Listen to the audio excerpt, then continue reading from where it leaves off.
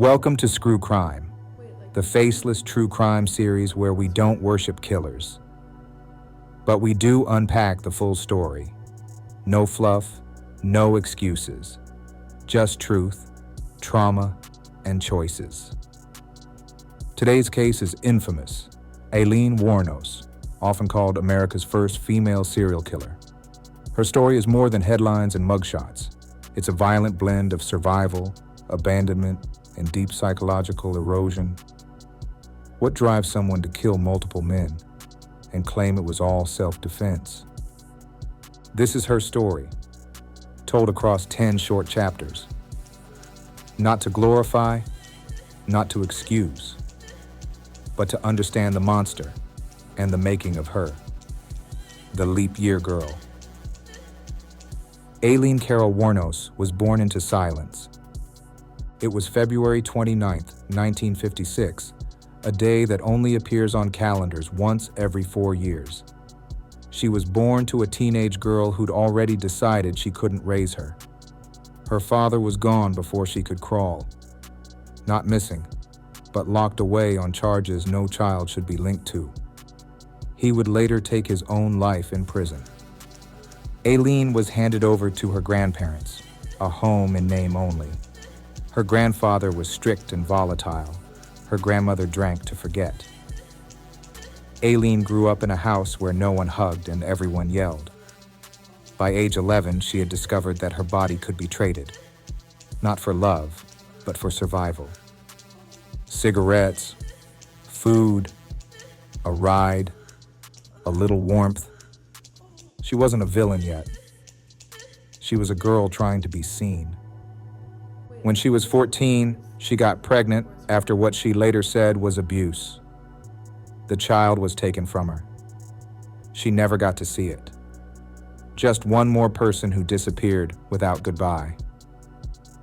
Aileen dropped out of school, packed a bag, and hit the road. She would never live in a house again, never have a bank account, never have the kind of safety most people take for granted. Florida welcomed her with sunshine and roadside motels. It's where she became Lee. It's where her loneliness hardened into something dangerous. But she didn't snap yet. Not then.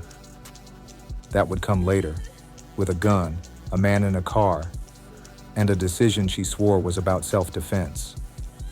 The roadside routine. By the time Aileen hit her early 20s, she was a ghost passing through the margins of America.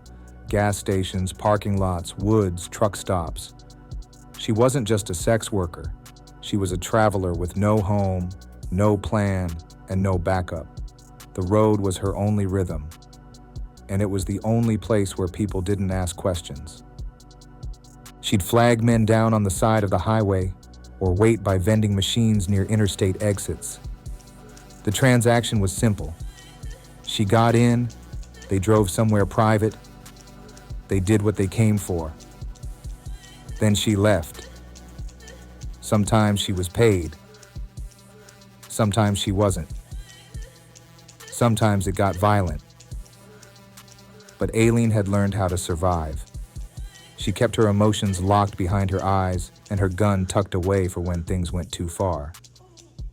It became part of her ritual. Smile. Get in, feel it out, stay ready. She wasn't cold-hearted, not yet. She cried often. She had brief flings with women, moments where she tried to reinvent herself. There were even nights she stayed up talking to strangers in bars about God, the government, or how she wanted to be famous one day. But it never stuck.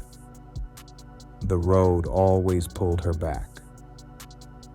She believed life had been cruel to her, and it had. But she also believed she was owed something. Not pity, not help, but space. Space to do what she had to do, how she had to do it.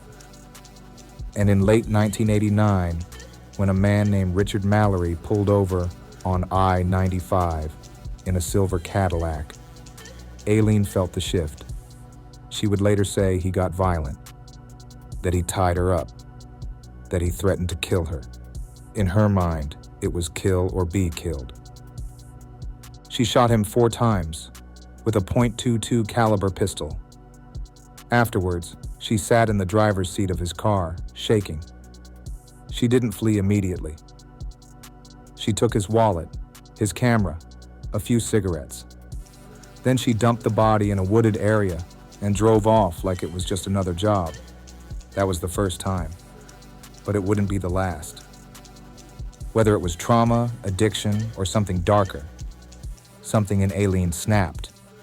She told her partner, Tyria Moore, that she was robbing men, that it was just stuff she had to do. But she didn't say she was killing them.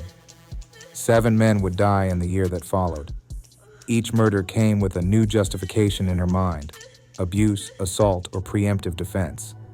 But law enforcement didn't see a pattern of survival. They saw a spree, a serial killer. And soon, they'd be closing in. Tyria Moore was different. She worked at a Daytona lesbian bar and didn't ask too many questions. That's probably why Aileen liked her. She was quiet, soft-eyed, and didn't flinch when Aileen was loud or drunk. When they met in 1986, Aileen latched on quick. Within weeks, they were inseparable, crashing at motels, living out of other people's trailers, hustling enough money for beer, food, and cigarettes. Aileen called her Ty. She told people they were soulmates. For the first time in years, Aileen had someone to come home to. If you could call a motel room a home. She gave Ty what little money she made on the streets, brought her gifts from stolen wallets, even let her believe they were just robbing Johns, not killing them. It was easier that way. But Aileen was getting reckless. After the Mallory killing, she didn't slow down. There were more men, more bullets, more cars dumped in the woods. Each time, Aileen returned to Ty like nothing happened. A few extra bucks, maybe a stolen TV or a radio, just stuff from a job gone sideways. Ty didn't ask, or maybe she didn't want to know. But the weight was growing. They argued more. Aileen drank heavier. Her stories got sloppier. She'd show up at Ty's job bruised and ranting about the men who used her, the system that forgot her, how God knew she was doing the world a favor. Ty started pulling back, mentally, emotionally, and eventually, physically. The police were circling now. Mallory's car had been found. Prints were lifted. The bodies of other men, all shot with a .22, were turning up off highways. Every time a new body was found, a new piece of Aileen's story was chipped away. But still, she believed Ty loved her, believed she understood. So when detectives finally caught Aileen in January 1991, drunk at a biker bar called The Last Resort, it wasn't the arrest that broke her. It was what came after. Ty was gone, in hiding, cooperating with police. The one person Aileen thought would ride or die was now wired up, calling her from a hotel room, gently pressing her to confess on tape. And Aileen did.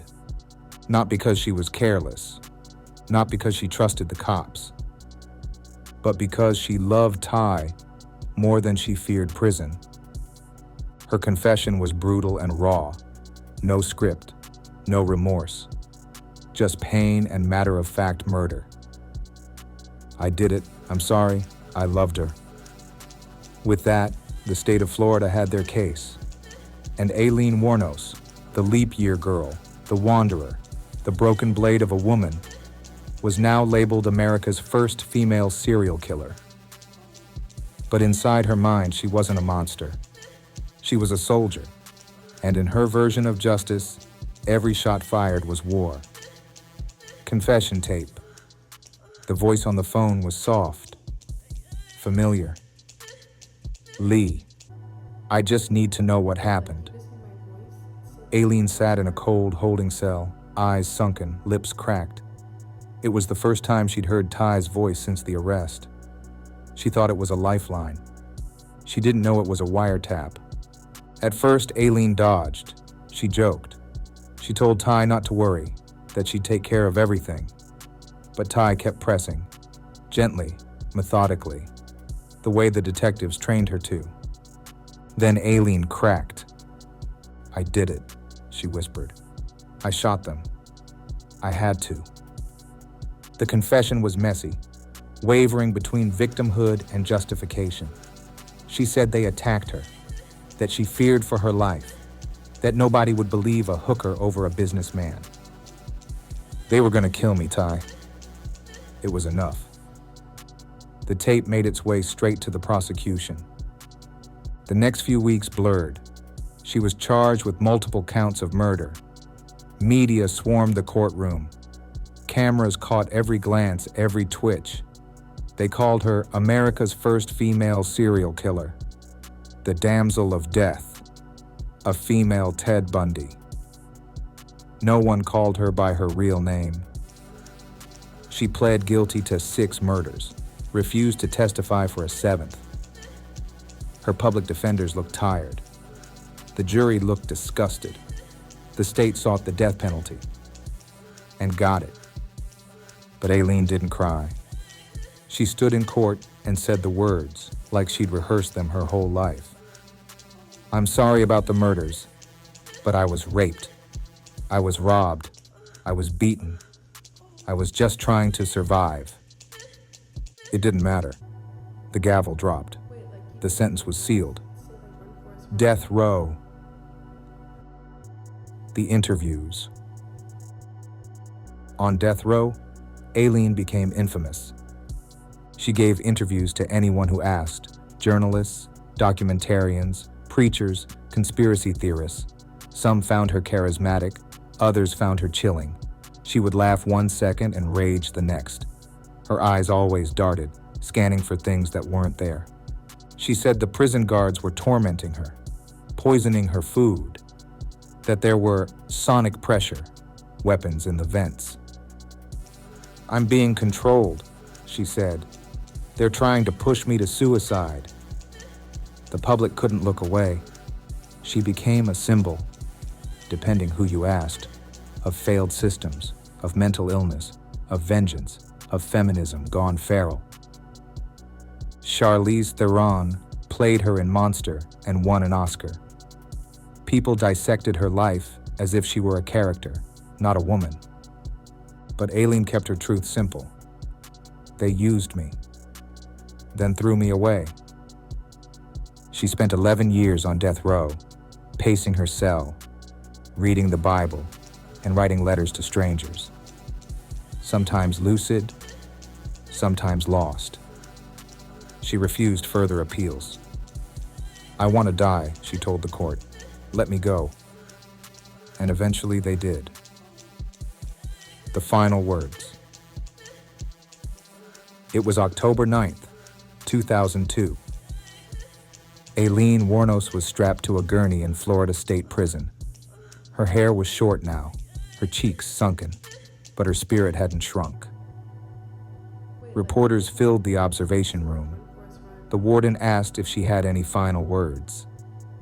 "Yes, I would just like to say I'm sailing with the Rock, and I'll be back, like Independence Day. Big mothership and all. I'll be back." It was the last thing she ever said. The lethal injection entered her bloodstream at 9:31 a.m. She was pronounced dead at 9:47 a.m. Aileen Wuornos, a daughter, a runaway, a killer, and a broken product of too many betrayals, was gone. But her myth, that lived on. The question of justice. Some say justice was served, that she was a manipulator who murdered men and used her trauma as a shield. Others say she was the inevitable outcome of systemic failure, a woman thrown into a world that chewed her up and who struck back with the only weapon she had. Maybe she was both. Her victims had families, lives, stories of their own. But so did she. What do we do with that tension? There are no easy answers in Aileen's case, only questions. How it could have gone different. Aileen's crimes left a blood trail, but what if she'd moved differently? She might have never been caught if she changed vehicles and license plates after each kill. Instead, she often kept the victim's car for days. She distanced herself from Ty. Ty's testimony, especially the wiretapped confession, was the nail in the coffin. She used gloves. Her fingerprints were found in multiple stolen vehicles. She traveled cross-country instead of staying in Florida. All murders occurred within a tight radius, making it easy for police to link them. She sought mental health support, not for legal evasion, but for grounding. A lucid, stable Aileen might never have killed again. Questions you'd probably ask. What part of Aileen's trauma actually mattered to the courts, and what was dismissed? Was she truly killing in self-defense or rewriting the story post-murder? Could someone like her exist today, in the age of surveillance and social media? What role did Tyria Moore play? Victim, accomplice, or survivor? Was Aileen mentally unwell or just cold-blooded and fed up? This was Aileen Wuornos. Not just America's most famous female serial killer, but a mirror, a warning, a tragedy, a ghost still echoing through roadside motels and mugshots. She didn't kill for pleasure. She killed because, in her mind, she had no other choice. That doesn't excuse it, but it does explain something. Drop your thoughts in the comments. What do you think the world should have done differently before Aileen ever picked up a gun? Answer these. What's the modern equivalent of building an ark in silence? How do you know when it's time to let the flood take something? What if you feel more like the drowned than the chosen? Why does God say man's heart is evil even after the cleansing? Is the olive branch moment possible in relationships or society today? Support the channel. If this story hit deep or made you think, help keep this work going. CashApp, $forrestjob. PayPal, a divine destiny, LLC@gmail.com. Email, forrestjob2@gmail.com. Subscribe Plus, request future stories. This is Screw Crime, faceless, fearless, and never sanitized. We tell these stories so you can understand what darkness actually looks like. Subscribe for more raw true crime. Comment who we should cover next. Upcoming, Holmes, the DC Snipers, and more. Screw crime. Understand the monster. Honor the truth.